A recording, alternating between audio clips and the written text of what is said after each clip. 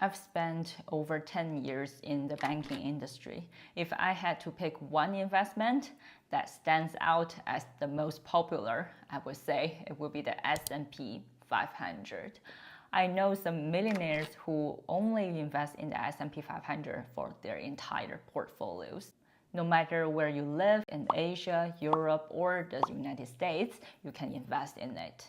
In today's video, I will explain what the S&P 500 is, why it's so popular, and why many people recommend investing in it.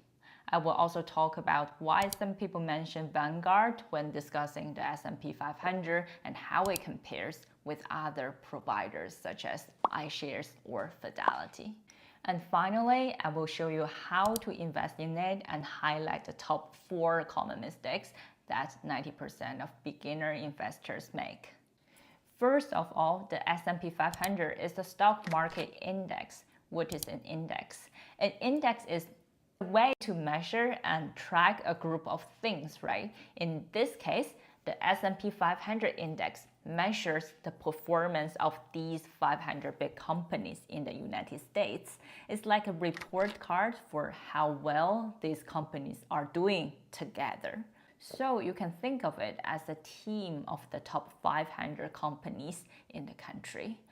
And when you think about the most famous companies in the United States, which ones come to your mind?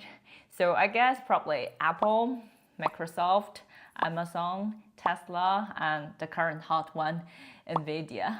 They're all part of the S&P 500 index.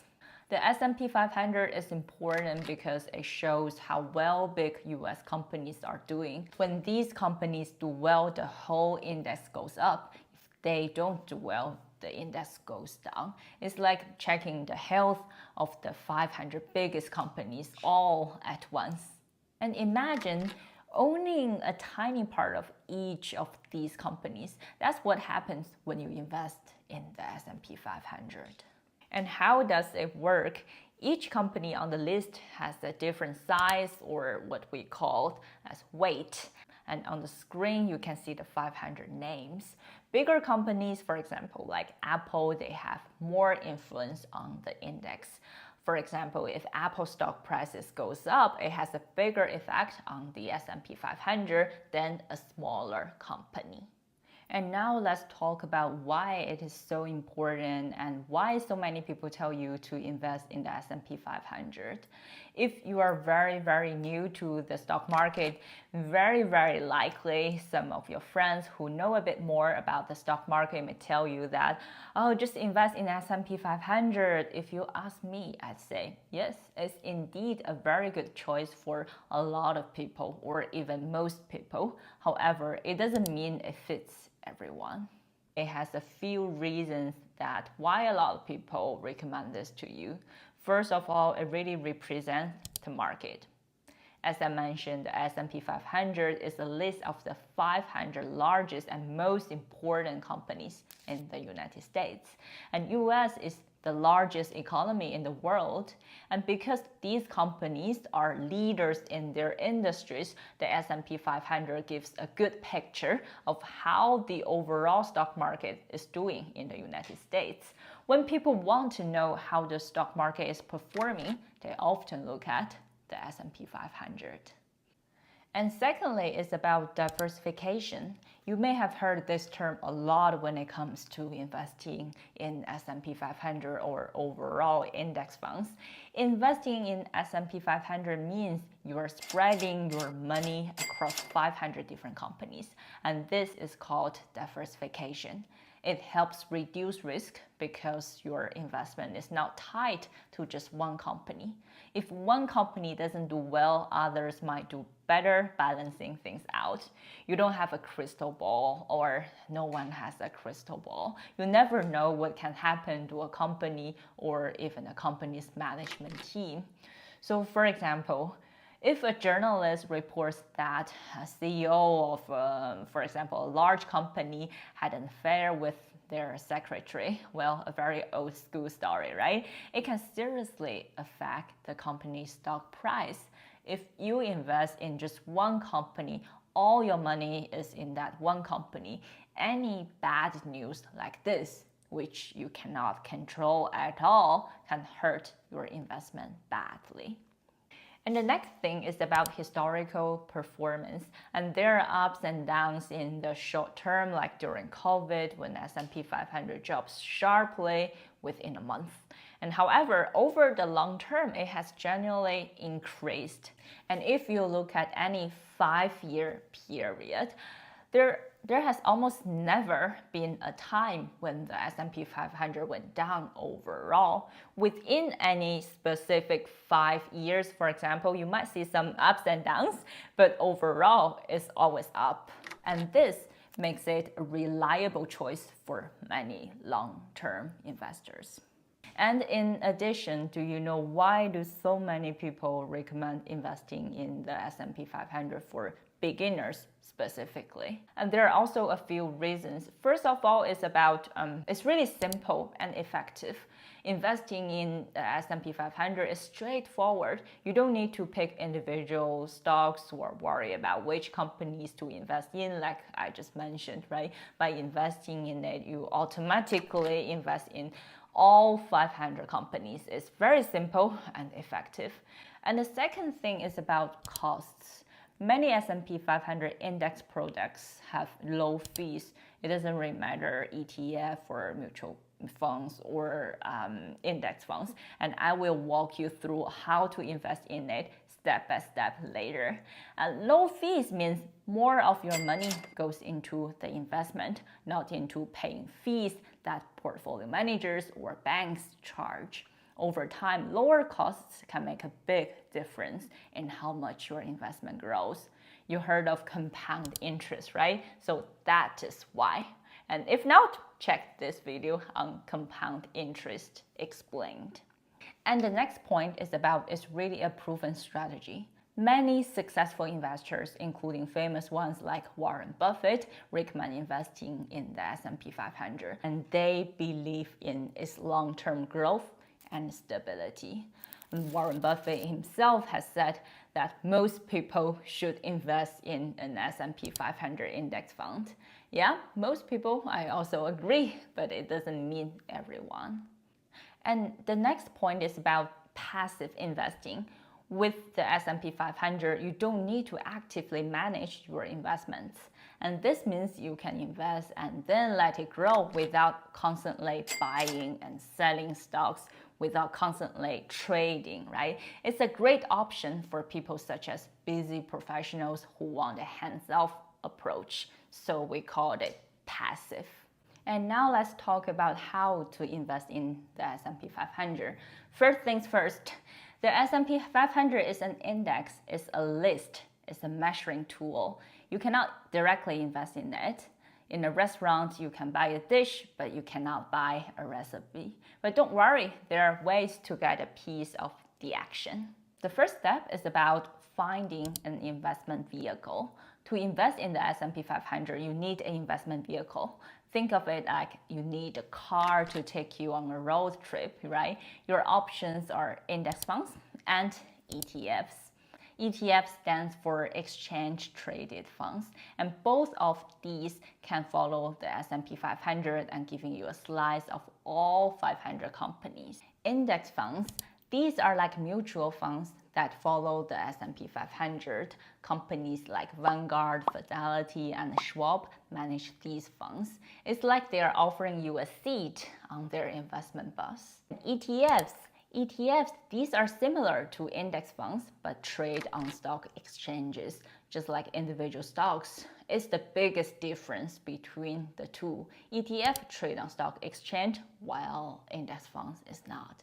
Popular S&P 500 ETFs include SPY, VOO, and IVV, and you can think of them as a subway train that you can hop on and hop off anytime.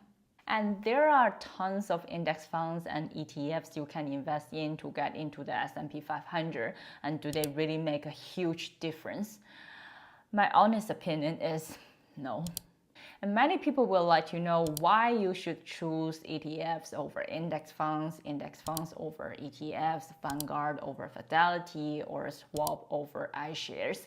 They are probably all those marketing people within their firms who try to impress you with their own products. I could make a video comparing them, but honestly, if you are a retail investor looking for really long-term growth, choosing between these options doesn't make a huge difference. You don't need to spend a lot of time researching each of these, financial instruments to feel confident. And both index funds and ETFs that track S&P 500 follow the same index of 500 companies. When these 500 companies do well, you make money. When they don't, you lose some money. Simple, right? And now let's talk about how to buy the Vanguard S&P 500 ETF VOO. First, open a brokerage account. It doesn't matter if it's Interactive Brokers, Swiss Quote, VOO, Vanguard, Fidelity, or even your own bank. Almost every bank has stockbroker services, right? I will use this account as an example to show you how to buy VOO. VOO is a popular ETF managed by Vanguard, and Vanguard is one of the biggest asset management firms in the world. And you may ask me why I chose this. To be honest, it's cheap in terms of fees and it's very liquid as well. Being liquid means it's very easy and quick to buy and sell whenever you want. And there might be better options in different aspects, and new ones are always coming up in the market. But personally, I don't want to spend too much time looking for a slightly better option. Look at the bigger picture. And now I'm going to show you step by step how I buy the S&P 500 VOO on my phone. So now you can see the homepage of my Interactive Brokers. Then you type VOO in the search bar. Basically the first one, S&P 500 ETF, you click in. And then you can see the current price of VOO is currently 492. So you click buy. And here, how many shares should we buy? Maybe 3, or let's just put in 2. And then I change the order type from limit to market. I just want to fill in the order as soon as possible. And then last step, slide to buy. So basically, it's done. Yeah, your order has been filled. 30 seconds, right? Very, very easy. And there are millions of people who invest in the S&P 500, VOO, SPY, or IVV. But why do some people make a lot of money while others lose money? There are basically a few big mistakes that many people make. The first mistake is try to time the market. One of the biggest mistakes beginner makes is trying to time the market. And this means they try to guess when prices will be the lowest and then try to buy at the lowest point, and then when is the highest and then try to sell. I mean, if you can really buy low, sell high, that is perfect. But can you? Trust me, no one can. If some can do it once, he or she probably cannot do it twice, 3 times, 4 times, or over the long term. But there is a secret. Even the pros cannot do it consistently. The stock market is unpredictable. Instead of trying to time the market, focus on spending time in the market. So you can think of it like planting a tree. The best time to plant it was 20 years ago, and the second best time is now. With the S&P 500, staying invested over the long term really pays off. And the second mistake is about expecting quick riches. Many beginners invest in the S&P 500 thinking they will get rich quickly. However, the S&P 500 is more of a slow and steady winner. It grows over time, and while it has its ups and downs, it's generally not a place for quick wins. Think of it like a really slow cooker. It takes time, but the results are worth it. Patience is really the key when investing in the S&P 500. If you ask Warren Buffett, what is the best holding period? His answer is forever. And probably you can give it to your next generation. The next mistake I wanted to share is panicking during market downturn. For example, in March 2020, because of news on COVID-19, S&P 500 dropped 30% in less than 1 month. Can you imagine? If you have 100K, after a month, you only have 70K. Back then, I was in Hong Kong. I was panicking too because a large portion of my investments were in S&P 500 as well, in VOO as well. So if I tell you I wasn't panicking, it's just a lie. And news headlines back then were saying, oh, a big financial crisis is coming, blah, blah, blah. But I didn't sell at all. Instead, I bought more shares. And then what? After March, the market went back immediately and went higher and higher and higher afterwards, benefiting those who are really patient with long-term thinking. Many beginners panic when they see their S&P 500 investments drop in value and they just sold everything.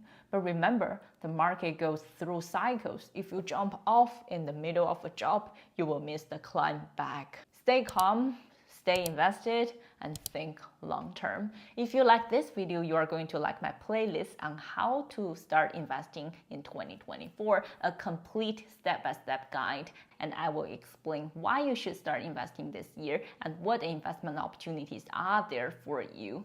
Like, subscribe, and click on the screen. I will see you in the next video.